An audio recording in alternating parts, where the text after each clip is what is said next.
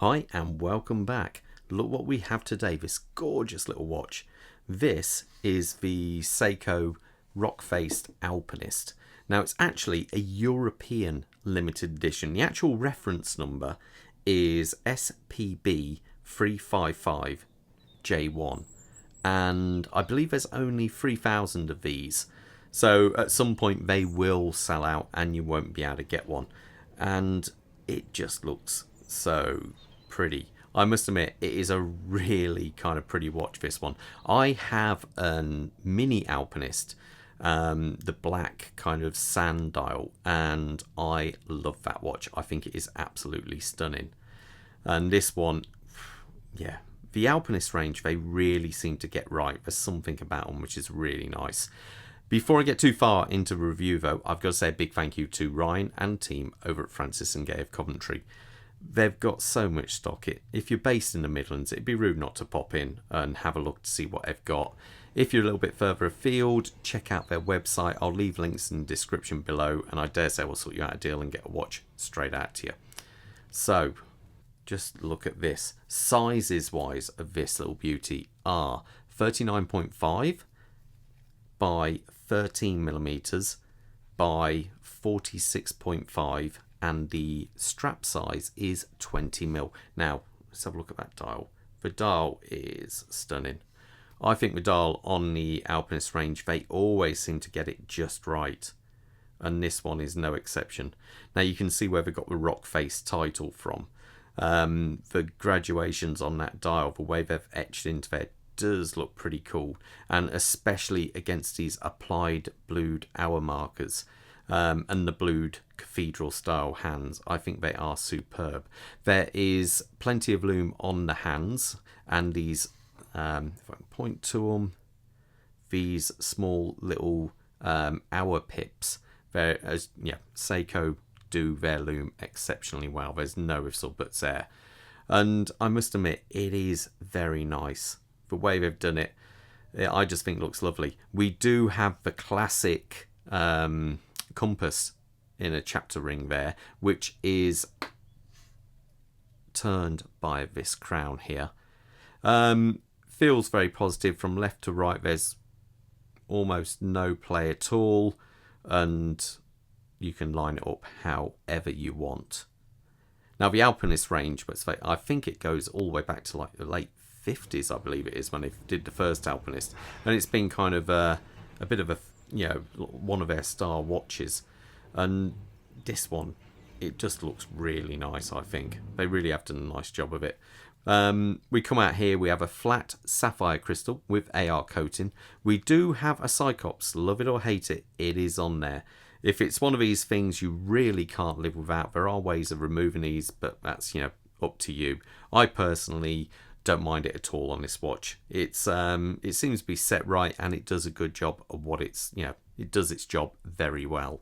Now as we come around the actual case, let's come a little bit further out with that zoom. Here we go, there we go. Now the actual bezel has this radial kind of brushwork going on, and I think it looks really good, contrasted to the linear brushwork on the lugs there, and you have this nice kind of multifaceted case design on there, and these lugs bend round oh so nice. They have, I think it's just one of those things. I really, this kind of size watch, this kind of style, I think looks absolutely excellent.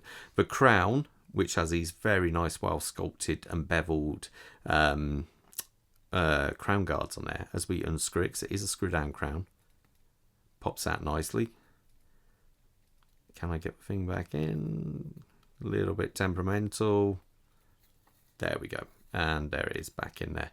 Now it has got 200 meters of water resistancy. It's a non-assigned crown. Now as we come around to the back, there is a cover over here, so don't worry about that glare. You have the 6R35 movement. Now it's not the prettiest of movements, there's no doubt about that, but they are a tried and trusted solid workhorse of a movement. Accuracy on these watches, unfortunately I find the accuracy with a lot of these Seiko watches are hit and miss. You either get a great one, which is, you know, within kind of 6 seconds or 8 seconds a day, or they go right out to something silly. So that's the only problem I see with these. You're never quite sure of how the regulation has been done, but it is very simple to regulate yourself if you need to. I think the actual specs on this watch are -15 plus 25, but there is 70 hours of power reserve in there, which is rather commendable. Obviously we have this screw down case back on this. Now as we come out from this, we have this rather nice nylon style strap, and it really suits the watch well. It's got a very nice fold over deployable case here. If I just put it in, the one thing I do like about these is they have this little button to release them. You can see there it is all signed. I do like this style. In fact, I have a black one of these I use on a different watch other than the Seiko it actually came on. But if this choice of strap isn't for you, then you can swap it over to this blue leather one, which comes with the watch as well. And what's nice is you get 2 sets of these fold over clasps. You know, they could have gone the cheaper route and just simply say you swap it all over and only have one. So that is a kind of a good nod to Seiko there, that you do get the 2, and I think it would look really good on this. I really do. But the only problem is it does come at a cost.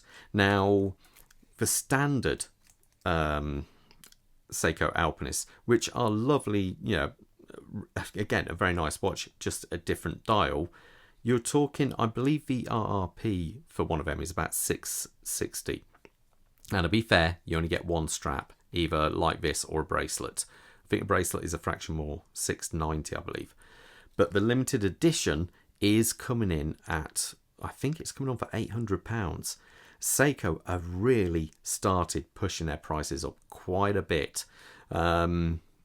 So it's one of these, you're better off buying it before I think they go up even more in price. So it's unfortunate, it's the nature, everyone's putting their prices up at the moment because of the energy bills and so forth. But just be aware of that. I say it's a lovely watch. Let me put it on my wrist. You can see, quick wrist check. Let's zoom out. I'm wearing a Zin EZM2, which is my first ever Zin. Bob, over in the corner there, he's got on a Hamilton frog sync. I can't even remember what it is. It's in for review. We're going to have a look at that at a later date. Let's put this on.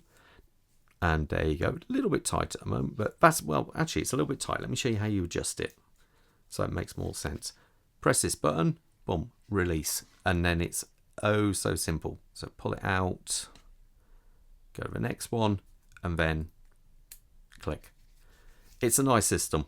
I won't bother putting it in for now. I've got a 7 1/4 inch wrist, and I think that size watch is absolutely perfect. It looks really good.